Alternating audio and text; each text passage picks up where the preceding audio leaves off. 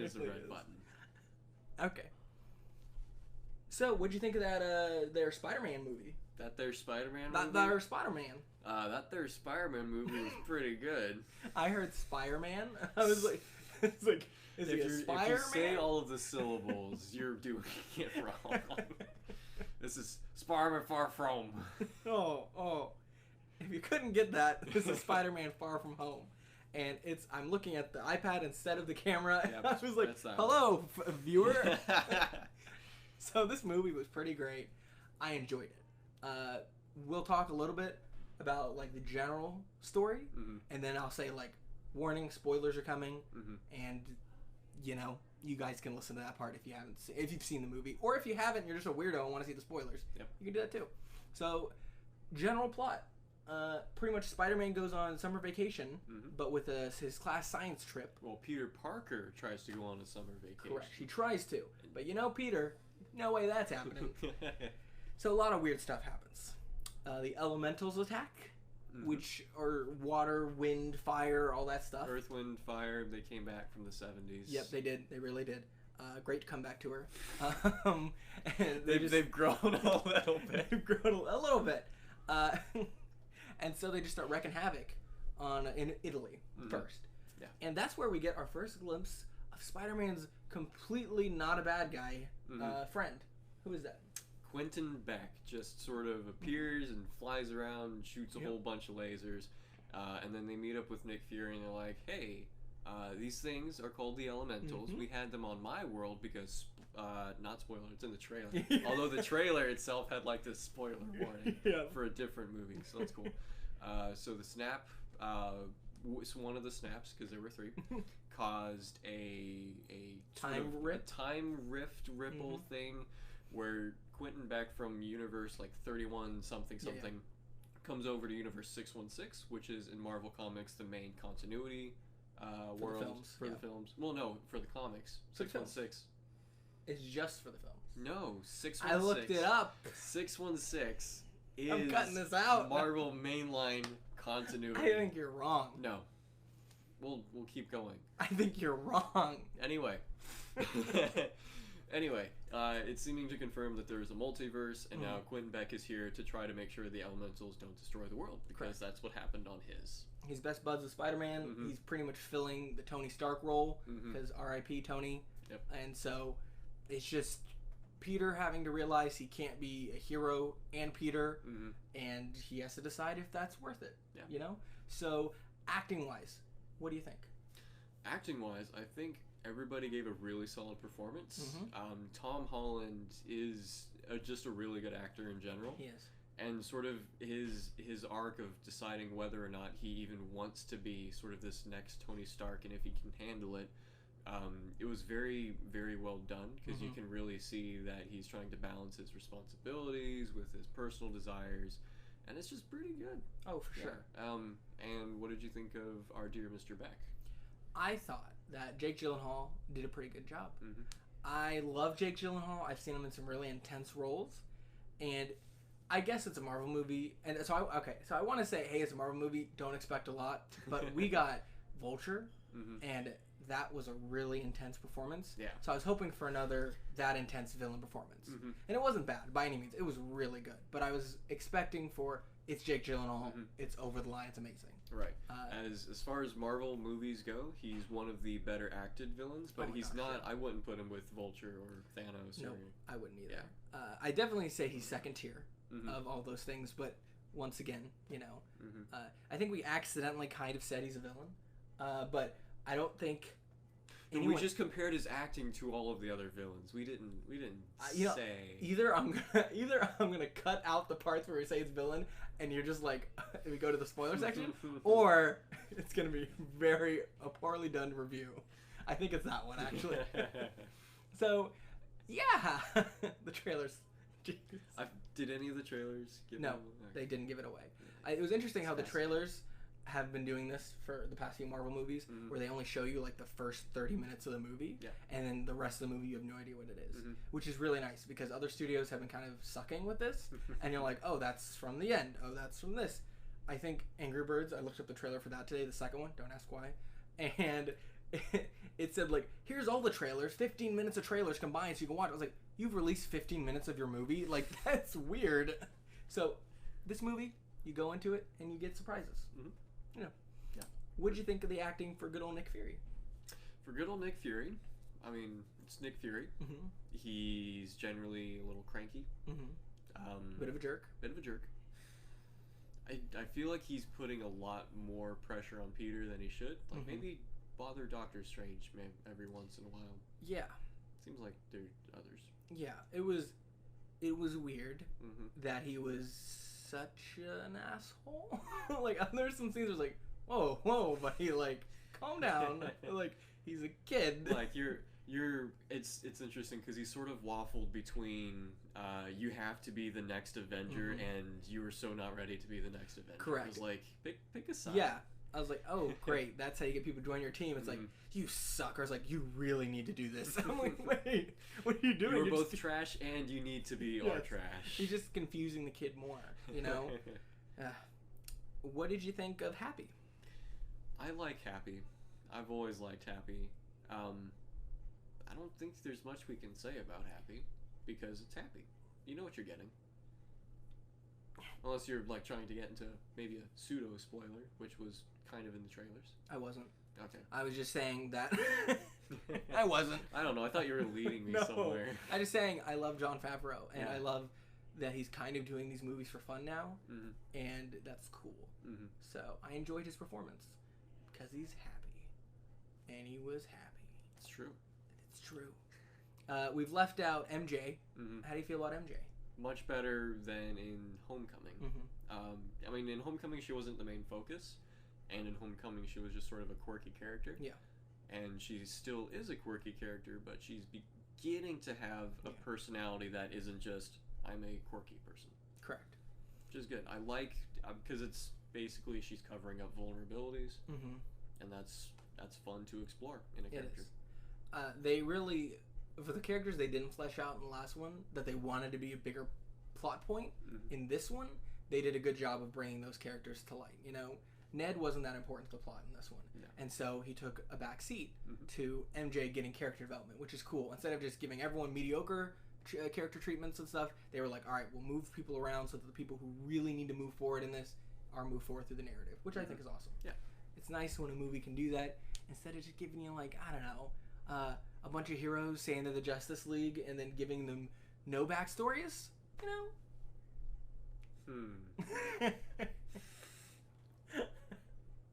Opening old wounds. I apologize. Is that pointed at something? No, it wasn't. It didn't. It wasn't meant to attack Justice League or the way Warner Brothers has dealt with their DC comics at all. Not at all. That's good. That is very good. Yeah. I'm happy that I was able to say that without it being directed at any studio or any man named Zack Snyder. I'm really happy.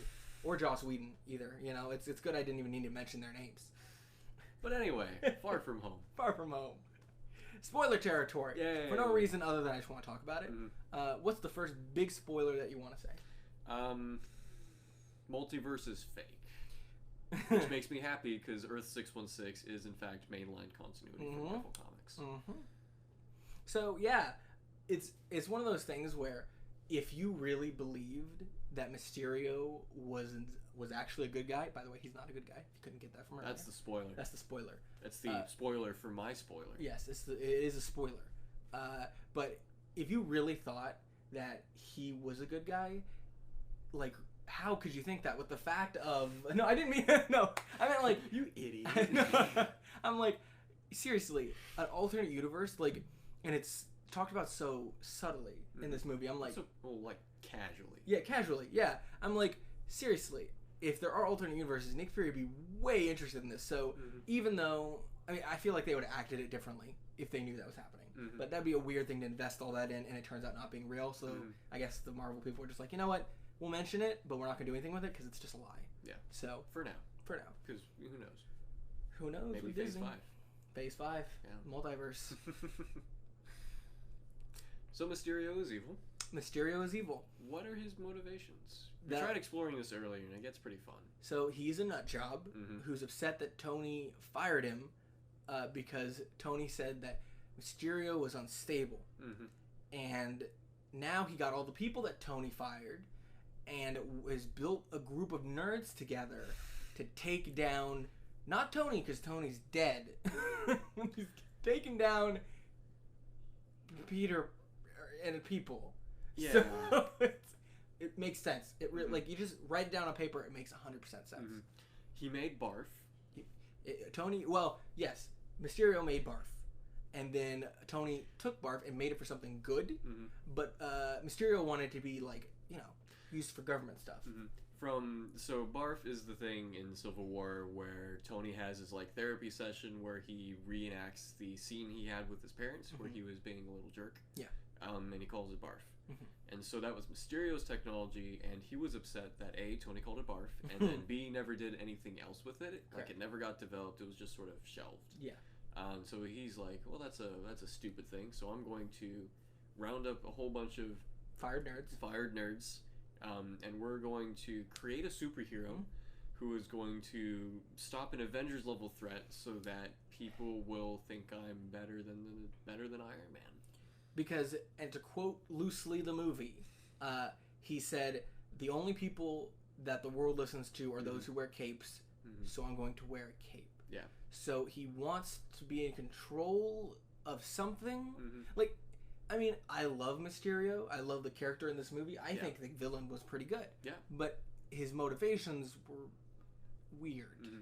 Because in the comics, it's a lot more just about pure vanity, and I think we got a fair bit of that. But then they tried to, like, give him either sort of this false motivation that we're supposed to be able to see through as vanity, or they just didn't really do a good job defining it. Do you think it was weird that when he first took the suit off, Mysterio, at the bar scene, where he was, like, really, like, acting it out, he was hamming it, I was like, whoa, so he is an actor. But then I was like, oh no, he's just a nerd who's crazy. I was like, that's weird, because, you know, in the comics and every Spider-Man thing ever, he's a stuntman, right? Yeah.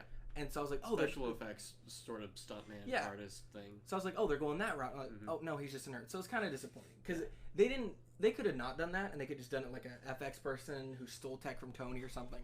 That would have been cool. But they went the weird way, and I guess that just shows you how well the story was other than that, and how good the acting was, that you just didn't care that was a bad villain line. Yeah, because the question that I posed after watching this movie is, okay, so say his plan works and he does become, like, the next Avenger. Yeah. What happens when there's another alien attack? Because literally... Posed. His drones can do things, but they have to be pre-programmed for the most part. Because he can only really, himself, control, like, 3 drones at a time. Yeah. And other than that, they're all pre-programmed attacks, like, with a script and everything. With the holograms and all that. So you can't, like, fake so much of it on the fly. So unless he's literally like, I'm going to get into power and then just sit back and let everyone do everything for me. Dude, I can see why Tony fired him. he's like, you can't think through things, Quentin.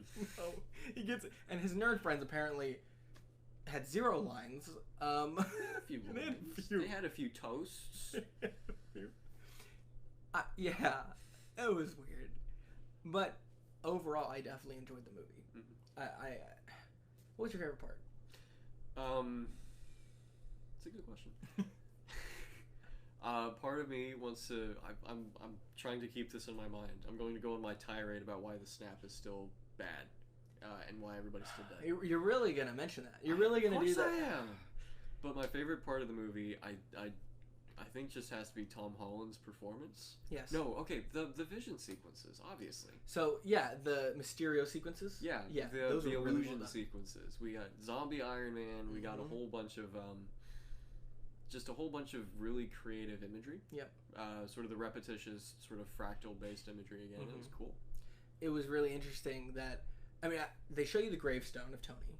I thought that was going to be Uncle Ben. Well... But we've replaced Uncle Ben with Uncle Tony. Which I'm okay with, to be honest. Sure. I mean, you know, hey, change it up. But they showed it, and I was like, oh, okay, yeah. And then stuff starts happening, I'm like, okay, it's PG-13. I was like, oh, shit, he's coming out of the grave. I was like, and you can see teeth and, like, the skull of Tony Stark. I was like, okay, great, that's creepy. I like it. Loved it. It's no Trench creepy. No. But it's definitely creepy. Reference, meta reference to DC. They do good stuff sometimes. So, I really like Tom Holland as Spider-Man. He's the perfect. Well, okay, he's not perfect, but in the reality of actors we've had, he's the perfect combination of good as Spider-Man with his witty comebacks and good as Peter Parker. So it's like the best of both. Yeah. Which you need to be when you're Spider-Man because he's a very dynamic character. Those two things, and I am very interested. If they keep doing superhero movies for the next 20 years, I would love to see them keep him and see his age through it, and just like Tony and his Tony, R.I.P. Spider-Man in his 30s having like problems. That'd be interesting. We can get all the way to Peter B. Parker. Peter B. Parker. Reference meta. Meta reference. Meta. Let's talk about the snap now. So my friend David wants to talk about something that's annoying to him, and to me, it's one of those things that only I was gonna say psychos. Until they disprove it. It's one of those things that's like you could really overthink anything that happens in these movies. Yeah. He's really overthought this. I'm gonna let him go on his little rant, but it's just go. Okay. So they've established in this movie, Far From Home, that there's the snap, which is everybody disappearing, and then there's the blip, which is everybody coming back. And the way they show the blip is they have high school footage of, I think it was like a band.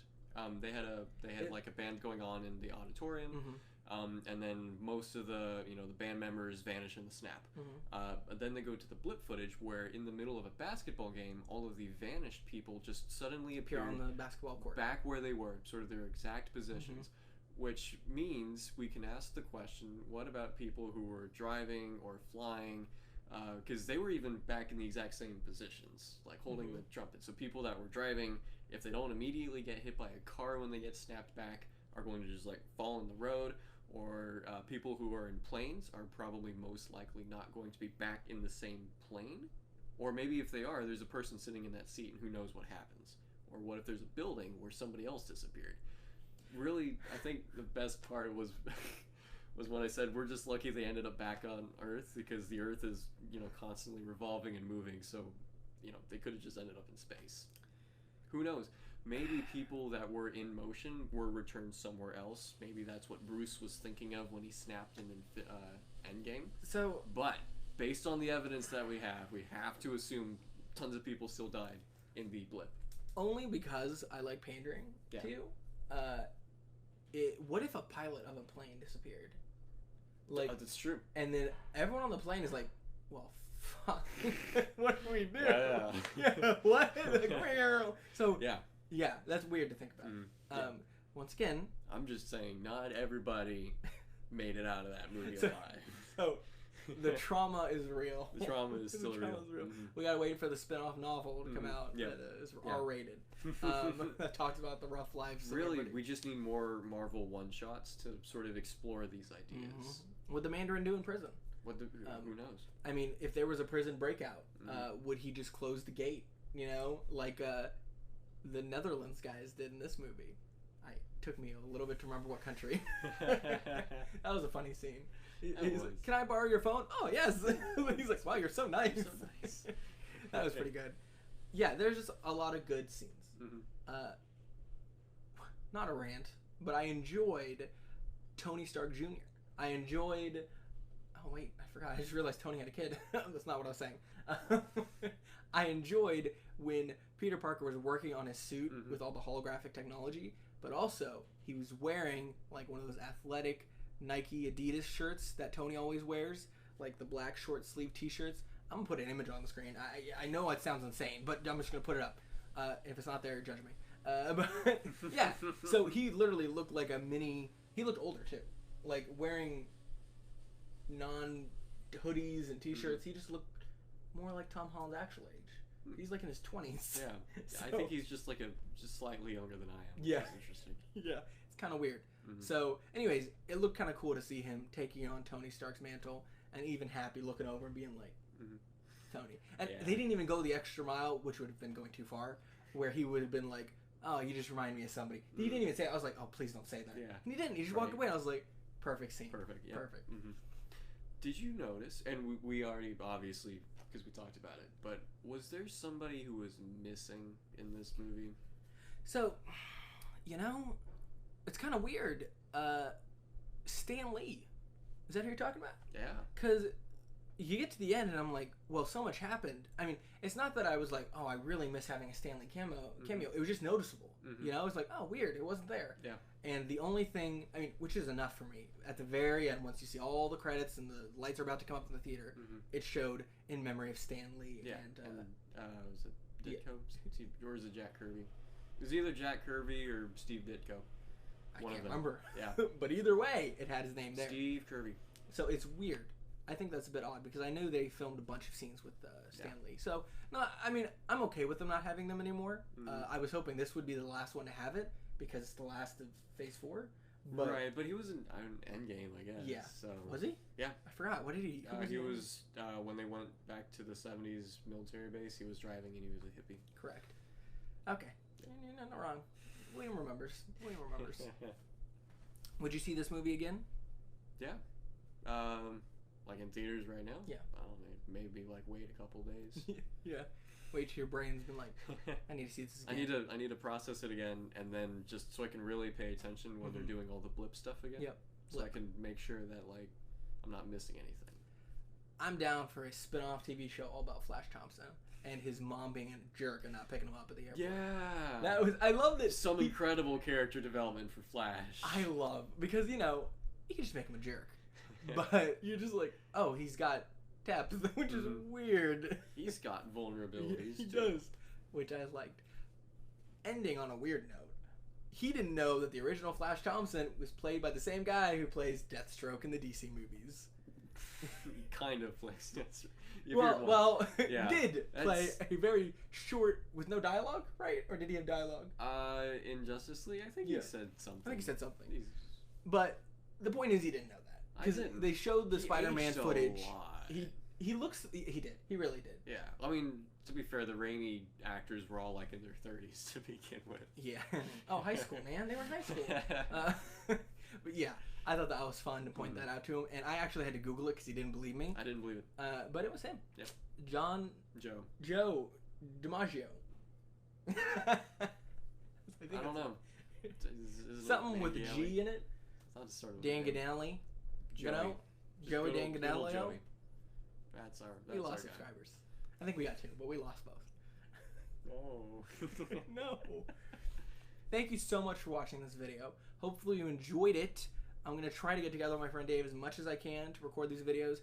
He's got a real life and a real job, though, so that's probably less likely than not. But I'm excited to do those kind of things. We're going to have some weird videos on here, some fun videos. Hopefully one day we'll review Silverhawks. Silverhawks. Wings of steel and...